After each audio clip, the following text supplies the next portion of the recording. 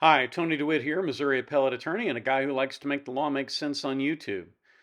Today we have a really interesting case that comes to us from Idaho and involves the murders of the Idaho four students up there that were killed allegedly by Brian Koberger.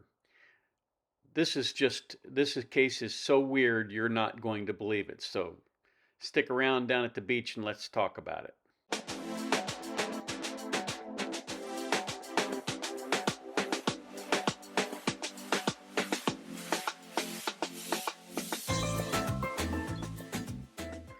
Normally, what happens when there is a tragedy, like the one that hit in Idaho with the four students brutally murdered in their beds, you have an outpouring of grief and sympathy for the victims, and even people who are not predisposed to act kindly toward the people who remain, the survivors, so to speak. When you have a crime of that magnitude and they don't immediately have a suspect, then all kinds of people come out of the woodwork to offer their opinions. And, to a certain extent, that might be helpful to police. I saw this car, I saw this man, I saw this woman.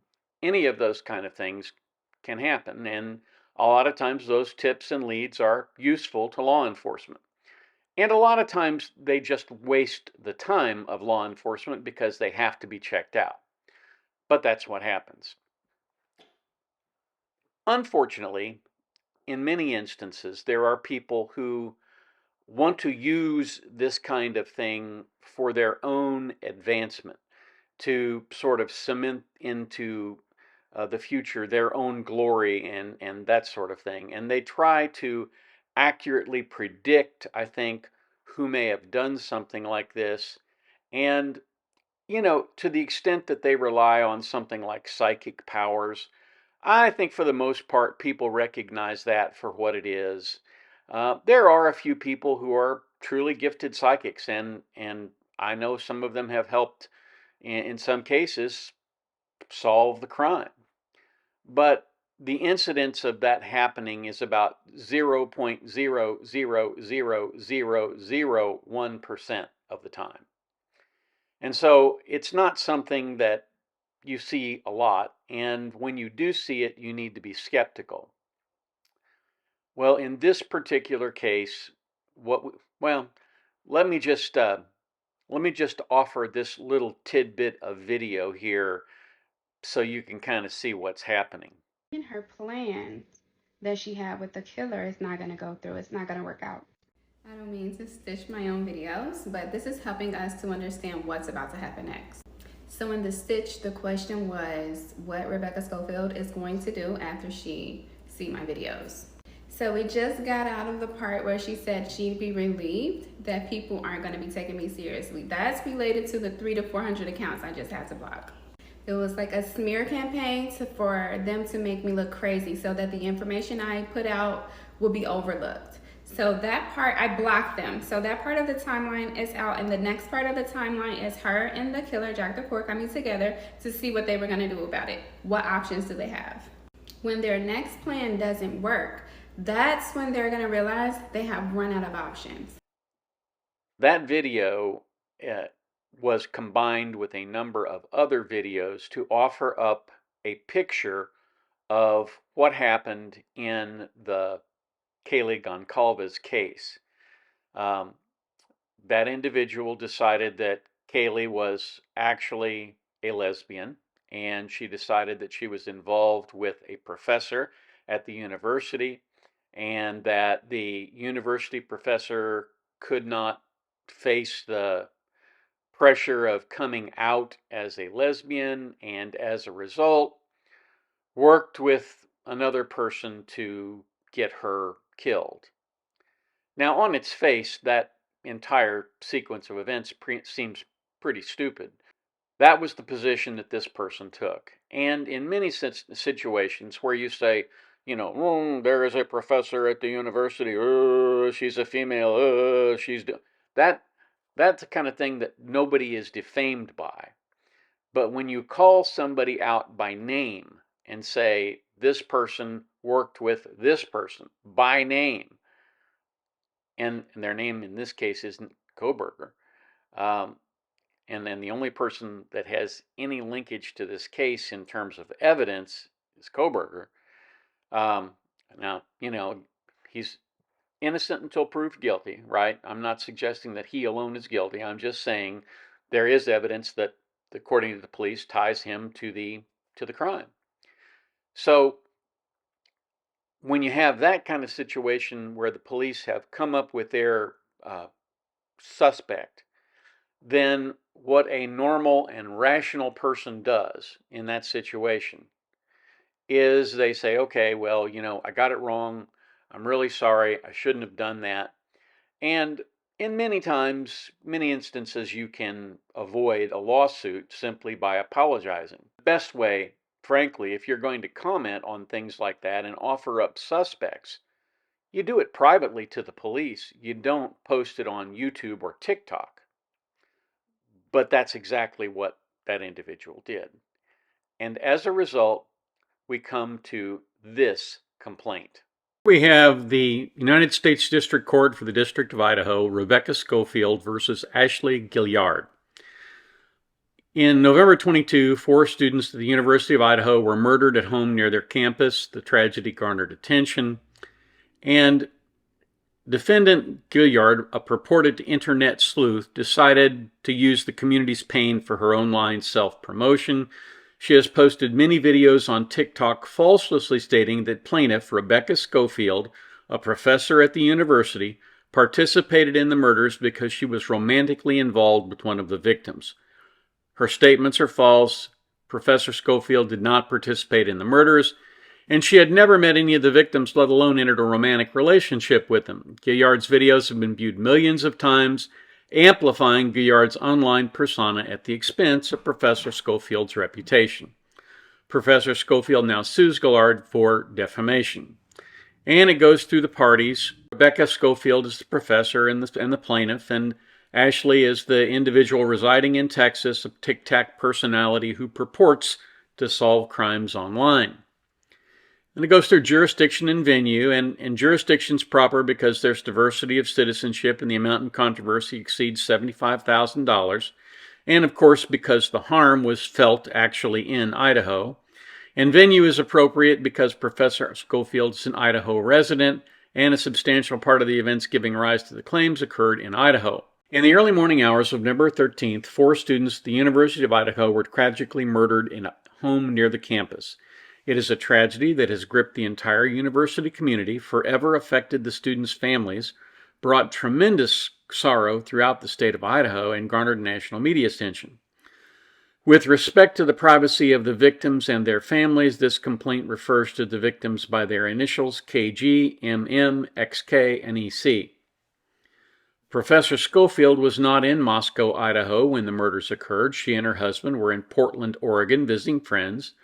They stayed in a hotel, checked out in the morning on November 13th after the murders occurred. They drove from Portland to Moscow, a drive of more than 5 hours, arriving after law enforcement officers had discovered the murders. Professor Schofield did not commit or in any way participate in the murders. She taught at the university since January of 16. She became the chair of the history department in 2021. None of the 4 students ever took a class from her. She's never met Ashley Gilliard. Gilliard promotes herself on Amazon and TikTok as an internet sleuth, supposedly solving crimes by consulting tarot cards and performing other readings to obtain information about the murders. She has purported to solve the murders of musician Kirshnik Carey Ball, also known as Takeoff, Shanquella Robinson, Tiffany Villiante, Kevin Samuels, and the November murders at the University of Idaho. And then it describes TikTok and how she went about And then it describes TikTok and says that on November 22nd, Gilliard began posting TikTok videos about the November murders, asserted that the murderer had some history with one or more of the victims, and that the murderer was previously involved with one of the victims, possibly an ex. On information and belief, Gilliard has never been to Moscow, Idaho, or any other location in Idaho, and she has no basis to make factual statements about any of the events that occurred there. On or about November 24, 2022, Gilliard posted 6 TikTok videos to her account, Ashley is in the Book of Life, in which she falsely stated that Schofield, the chair of the history department, was responsible for the deaths, and 3 of the TikToks either falsely implied or directly stated that Professor Schofield had been involved in a relationship with one of the murdered students, KG. 3 of the TikToks Gilliard posted to her website on November 24 also used Professor Schofield's photo from the University of Idaho website, and upon information and belief, they didn't believe she had the permission to do that. Gilliard's statements were not based on any facts or any information known to Gilliard, or statements that Professor Schofield ordered the murders and that she had a relationship with one of the victims are false. On the following day, she posted an additional 5 TikTok videos falsely alleging that Professor Schofield ordered and planned the murders of the 4 students. In 3 of the videos, Gilliard falsely stated that Professor Schofield and the student at the university, JD, together planned the murders of the 4 students. Professor Schofield has not met JD and has not ever had a class with him in the class. She's never partnered with him. The November 25th TikToks were not based on any facts or any information known to Gilliard, or statements that Schofield partnered with another student to plan or carry out the murders are false. And then it goes through the rest of the videos that were posted. On November 29, 2022, Professor Schofield, through counsel, sent Gilliard a cease and desist letter informing her that her TikTok videos stating that Professor Schofield was involved in the murders or that she had a romantic relationship with KG were false and defamatory, demanding that she take down her defamatory videos and demanding that she cease making such videos and issue an apology. She didn't do that.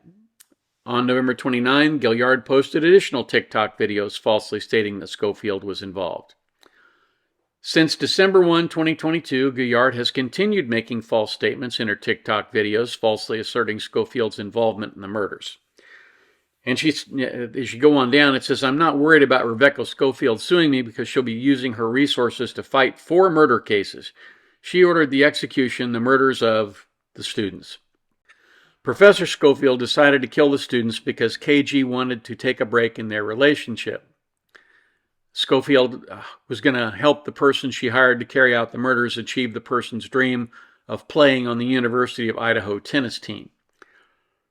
This is just unbelievable that somebody would put that in a TikTok video. So, on December 8th, Professor Schofield, through counsel, sent a second cease and desist letter enclosing the first, and again demanding that Gilliard take down her defamatory posts.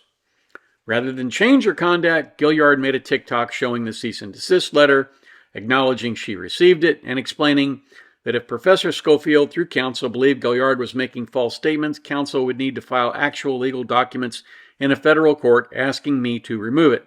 A judge will then determine if I need to remove it. Also, after receiving the cease and desist letter, Gilliard on December 18th and 19th posted more than 20 new TikTok videos falsely stating that Schofield was involved. So, as a result of that, she filed her claims for relief. She realleges and incorporates by reference all of the foregoing. She made false and defamatory statements that Schofield was involved.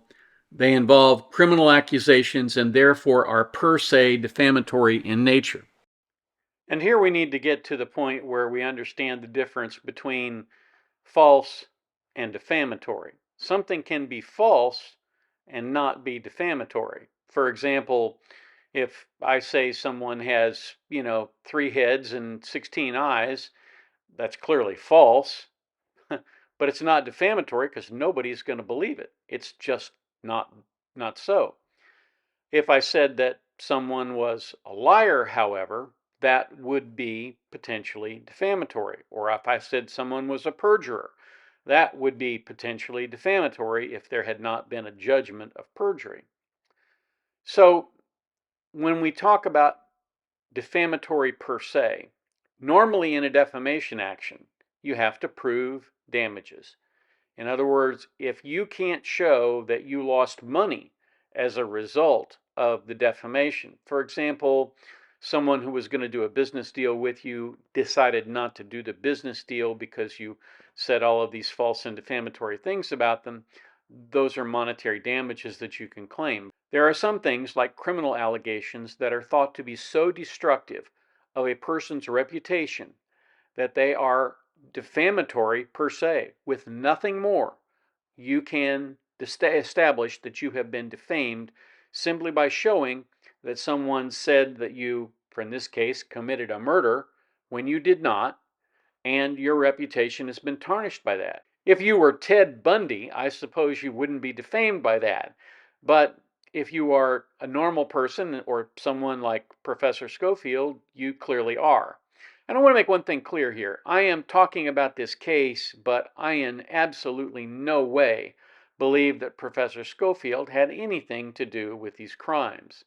And I'm talking about her case for two reasons. One, to bring it to my loyal group of subscribers because somebody asked me to, and two, because I think it provides a reason for people to stop and think before they speak. Because a lot of times people will toss off ridiculous allegations that they have no proof for without really thinking about what the potential consequences are. And while we all do have free speech, we also have a right, for example, to carry firearms, but we can't hurt someone with those firearms. Similarly, we can't hurt someone either financially or emotionally with our speech. The person referenced in the complaint as JD is Kaylee Goncalves' former boyfriend. The police cleared him almost immediately, and it's very clear that he had absolutely no role in this. And again, as I've said before, the only person that really shows up at all with respect to having any evidence that ties them to the case is Koberger, who is innocent until proved guilty. So with that, let's finish up the complaint and go on from there. Statements were false because she had no knowledge about anything happening in Moscow in and around November 13th, 2022. Gilliard further knew her statements were false because they were not based on any facts, because persons commenting on her posts told her they were false, and because Professor Schofield twice sent her cease and desist letters regarding false and defamatory posts.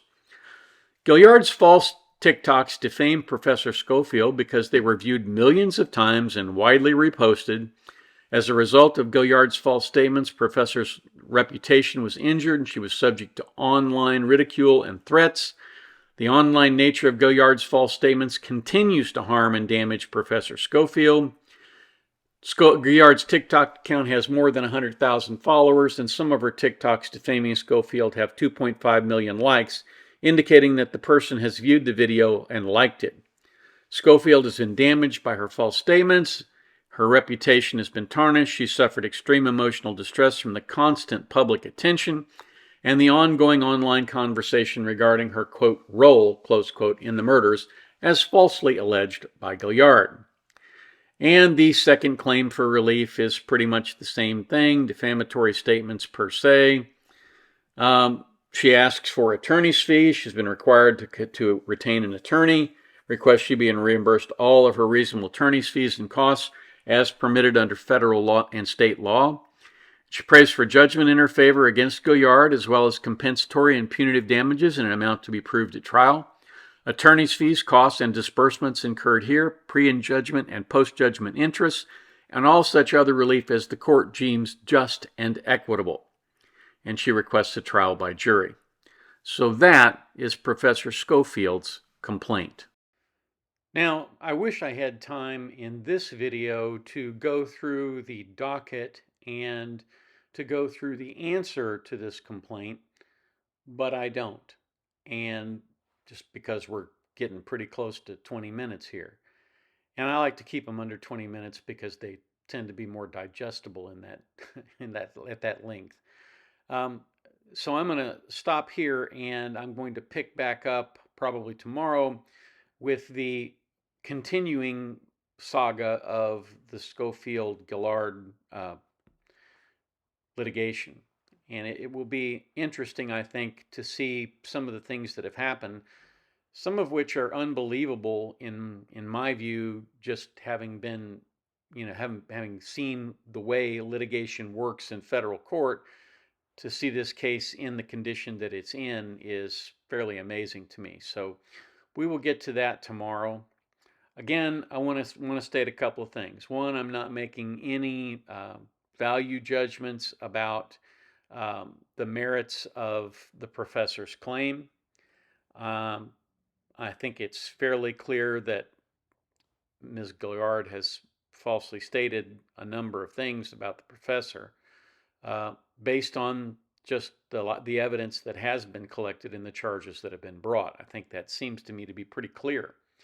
But again, that's my opinion, and only my opinion. It is not, I'm not stating that as a fact because things change. You never can tell what's around the corner.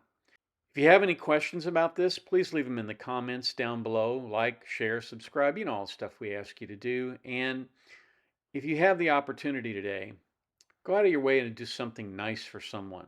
I oftentimes pack my wife's lunch when she goes to work. And today she wanted some sandwiches. So she only wanted a sandwich, but I made two because my wife will routinely share her food at work. If, somebody didn't bring their lunch, she'll say, well, I've got an extra sandwich you can have, because my wife is always kind and very thoughtful about sharing things. And so I will do things like put in a couple of little chocolate covered strawberries for her and that kind of thing. And I do that not only because I love her, but just because it's a nice thing to do. So again, if you have the opportunity today, make someone's day. Have a wonderful day. Thanks for being patient with me over the Memorial Day weekend. And I'll catch you down here tomorrow when we'll finish up this interesting case.